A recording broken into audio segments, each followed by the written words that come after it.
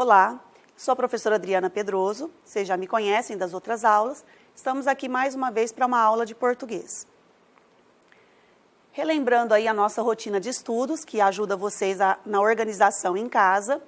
Então, nós vamos estudar hoje a unidade 3 e vamos por partes. Então, como sempre, vocês vão assistir a videoaula, realizem as atividades. Se estiver assistindo o vídeo gravado, dá uma pausa, continua o vídeo, realiza as outras atividades e tarefas e sempre que necessário, peça ajuda ao seu professor ou professora pelo canal de comunicação que foi combinado com cada um.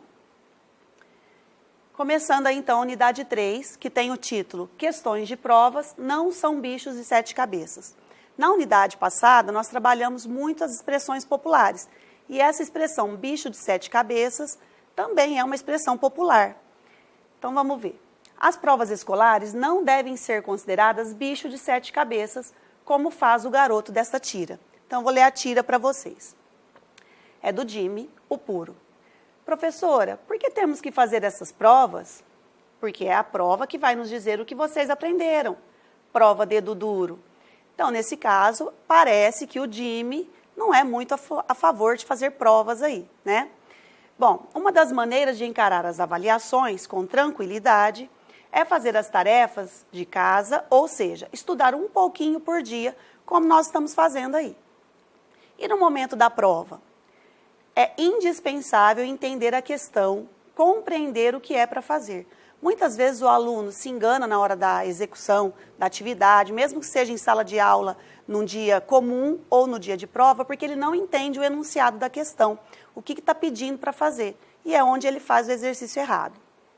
Nessas aulas, vamos, outra expressão popular aí, dar uma mãozinha para ninguém pensar que provas são bichos de 7 cabeças. Ler. Então, nós temos alguns textos aí para lermos juntos e depois nós vamos discutindo cada um deles e realizando as atividades propostas sobre eles.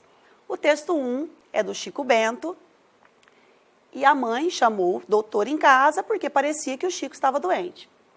Então, doutor, o que o Chico tem? E o doutor respondeu para a mãe, prova de português e aritmética. E olha a cara que o Chico fez aí na hora que o doutor falou isso. Então, quando nós trabalhamos história em quadrinhos, as tirinhas, né, é muito importante que observamos a expressão aí da face, dos gestos de cada personagem. Isso nos ajuda muito na hora de responder o que foi pedido. Texto 2. Chico Bento, novamente, está em sala de aula e a professora chama. Chico Bento, nota 10. E olha a expressão do Chico. Yupi, todo feliz, foi lá pegar sua prova. Em seguida, ele escuta a professora chamando a Rosinha. Rosinha, nota 100. Olha como mudou completamente a expressão do Chico quando a professora chamou a Rosinha. E o texto 3. O texto 3, nós vamos ler aí, não é uma história em quadrinhos, mas também tem o humor presente aí nesse texto. Então, vou ler com vocês. O que cada um espera? O assunto da aula anterior à prova era sobre a convivência entre as pessoas e a importância de viver honestamente trabalhando para o bem comum. Na prova, os alunos deveriam dar uma resposta pessoal à seguinte questão. O que gostaria que falassem de você no seu velório? Uma aluna respondeu, eu gostaria que dissessem que fui uma grande médica e mãe dedicada. Um aluno afirmou, ficaria feliz se reconhecessem que eu fui um homem maravilhoso, excelente pai de família e um professor de grande influência no futuro das crianças. E o Joãozinho escreveu, eu gostaria que eles dissessem, olha, ele está se mexendo. Nesse tipo de texto, né, que é uma anedota, é uma piada, muitas vezes, não só vocês, alunos, nessa idade, até um adulto, lê uma vez e às vezes na primeira leitura não consegue compreender o sentido de humor. Quando estamos em sala de aula, quando eu leio para vocês aí em sala de aula, né, nos meus alunos, e aí em seguida eu pergunto, onde está o humor nesse texto? O que é a parte engraçada desse texto? Muitas vezes o aluno fala, né, responde para a professora, eu não vi nada engraçado. E aí depende de uma série de fatores. Algumas vezes é a forma com que foi lido esse texto, sem entonação, que é respeitar a pontuação no momento adequado, no momento certo, e isso faz com que você entenda melhor. Outras vezes é porque realmente não achou engraçado, não viu nada de humor aí, mas é um texto humorístico. E aí nós vamos realizar as atividades de cada texto. Nesse caso está mais fácil para vocês, porque nós lemos 3 textos e aí o nosso material já trouxe a interpretação desse texto separadamente. Nós vamos ver primeiro o texto 1, essas questões, depois o texto 2 e posteriormente o texto 3. No texto 1, que é na tirinha do Chico Bento, que parecia estar doente, a primeira pergunta. Essas 3 primeiras questões que vocês vão resolver, são questões abertas, são aquelas questões onde você vai elaborar e escrever a resposta. Na tira, Chico Bento está doente? Então você volta lá na tirinha, leia novamente, observe as expressões dos personagens e coloca sim ou não. Só que você vai ter que justificar. Esse justificar que está pedindo aqui é o mesmo que explicar. Você vai explicar, será que ele está doente mesmo? Se você acha que sim, explica por quê. Você vai usar argumentos aí para explicar por que você acha que ele está doente ou não. Número 2. Levante uma hipótese sobre qual seria a doença de Chico Bento. E aí, novamente, justifique. Tá? Então, nós vamos ter que explicar todas essas questões. Quando fala levante uma hipótese, se estivéssemos em sala de aula, poderíamos fazer aí uma discussão, cada um daria a sua ideia e nós chegaríamos aí, a um consenso, a um resultado. Mas vocês vão refletir aí de casa, volte na tirinha, leia com calma e aí você vai formular uma hipótese, ou seja, o que pode ser, o que poderia ser essa doença do Chico Bento na verdade e explica por que você acha isso. E a número 3 do texto 1, a resposta do médico é engraçada. Aqui não está perguntando, percebam que temos um ponto final. Então, isso é uma afirmação, tá? Afirmou que a resposta do médico é engraçada. É ali que está presente o humor desse texto. Só que eu quero saber, aqui está nos perguntando por que é engraçada essa resposta do médico. E aí é onde você precisa entender o sentido total ali da tirinha. O texto 2, que é a outra tirinha do Chico Bento também, nós temos 2 questões aí. A número 4. Que reação Chico Bento teve ao ouvir qual fora a sua nota? Então, no primeiro quadrinho, vou voltar lá para vocês, Aqui. No primeiro quadrinho, a expressão dele quando ouviu a professora chamando por ele e dando a sua nota 10. Então, percebam a expressão dele, que aqui não teve balão de fala, mas percebam a expressão dele quando a professora falou isso, tá? E aí você vai explicar, como foi a reação dele e como que você percebeu isso. A número 5, qual foi a reação de Chico no último quadrinho e por quê? Vou voltar lá para vocês. Olha aqui a diferença, Aqui foi a expressão dele no primeiro quadrinho. E aqui foi a expressão dele no último quadrinho.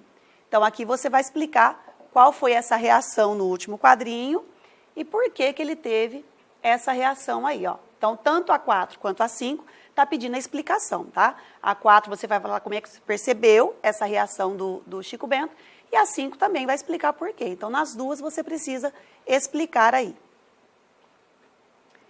E sobre o texto 3? Essa já é uma questão de múltipla escolha, uma questão de alternativas. E aí vem perguntando o seguinte, o efeito de humor, que é a parte engraçada do texto, nessa piada é obtido, e aí nós temos as 4 alternativas. Pela resposta inesperada de Joãozinho, ou pelo assunto da prova, pela resposta da aluna, ou pela resposta do aluno. Então, apenas uma das alternativas é a correta. Volte ao texto novamente quantas vezes for preciso. Número 7, também de múltipla escolha, do texto 3. Espera-se que a resposta de Joãozinho... Então, o que se espera, Letra A, que explicasse o que era um velório, de acordo com o que estavam falando na atividade. B, que mostrasse ideias semelhantes às dos seus colegas de turma. C, que não apresentasse sua opinião sobre a honestidade e o trabalho. Ou D, revelasse que ele se mexeria em seu próprio velório. Então, de acordo com o que foi pedido lá, o que se esperava? Qual a resposta que esperava que o Joãozinho desse? 8. Interprete o significado da resposta de Joãozinho. Então, a resposta dele, lá naquele texto, vou voltar para vocês lá. Ó, a resposta que ele deu foi esse daqui, ó. Eu gostaria que eles dissessem, olha, ele está se mexendo. Então, quando fala interprete a resposta de Joãozinho, é você explicar o que o Joãozinho quis dizer nessa fala dele aí, no final desse texto. Então, olha lá, ó, o que pediu, ó. Interprete o significado da resposta de Joãozinho. Quando pede para interpretar, é você explicar o que o Joãozinho quis dizer com isso. Número 9. Essa número 9, né, nós vamos ter que fazer uma adaptação aí. Prepare-se para recontar a anedota. Siga as orientações do professor. Como eu sempre falo, se estivéssemos presentes em sala de aula, seria mais fácil. Cada um iria estudar a piada, decorar a piada, porque uma piada contada ela é mais engraçada do que uma piada simplesmente lida, né? Como nós estamos aí, vocês em casa e nós aqui, o que vocês podem fazer? Combinar com o seu professor, com a sua professora, de você estudar essa piada em casa, ou outra piada que você queira, né? Eu costumo fazer isso com meus alunos, sempre dentro de alguns combinados. Você pode até escolher uma outra anedota, uma outra piada, mas assim, evite aquelas piadas, aquelas anedotas que sejam, que contenham preconceitos, que contenham bullying, palavras inadequadas, isso não é legal em nenhuma piada. Então, escolha uma piada aí que você acha que é adequada, estude ela em casa, decore, e você pode gravar um áudio e enviar para o seu professor. Isso se for combinado de acordo com que vocês têm esse canal de comunicação aí com seus professores, tá?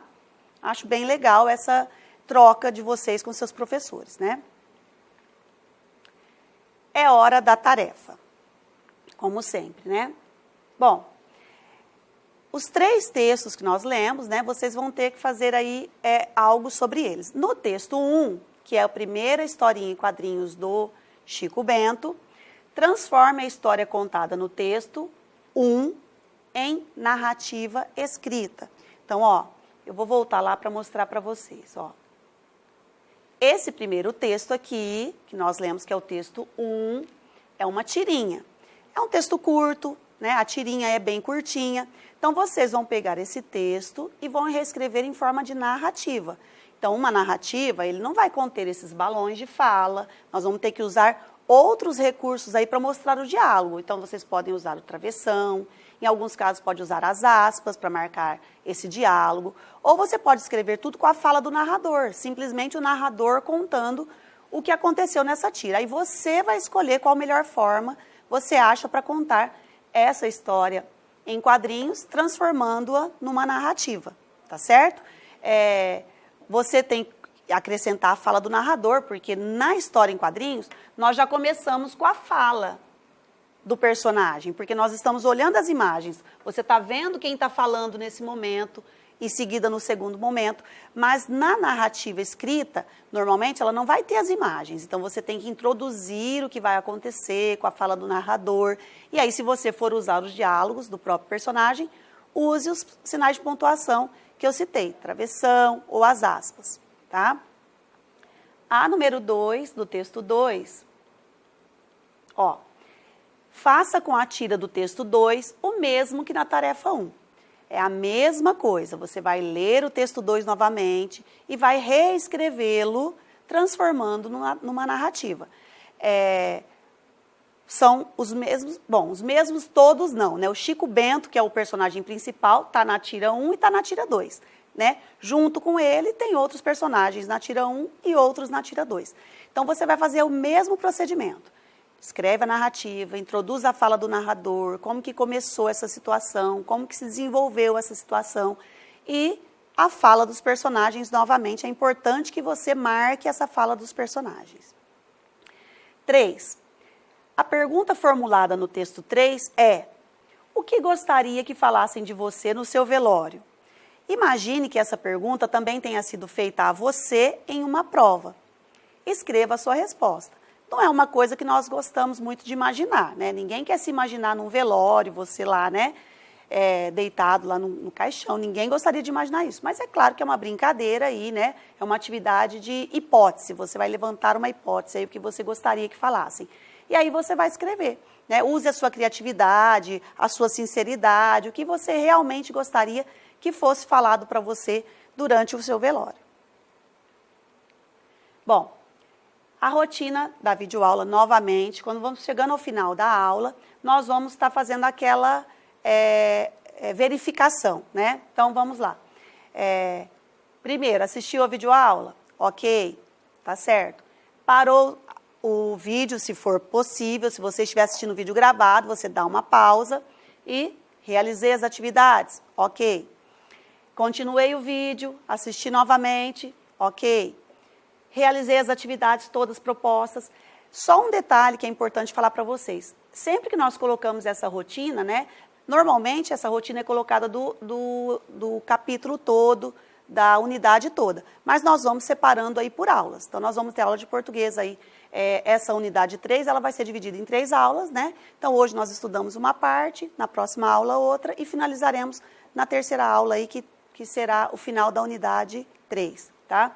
E tirar dúvidas e a correção de atividades pelo aplicativo, pelo WhatsApp, pelo canal de comunicação aí, que foi estipulado, definido previamente com o seu professor, com a sua escola, tá certo? Bom, e aí voltamos no início do nosso vídeo para finalizarmos a nossa aula aí, tá certo? Qualquer dúvida, novamente, estamos à disposição de vocês, tá certo? Obrigada e boa aula para vocês.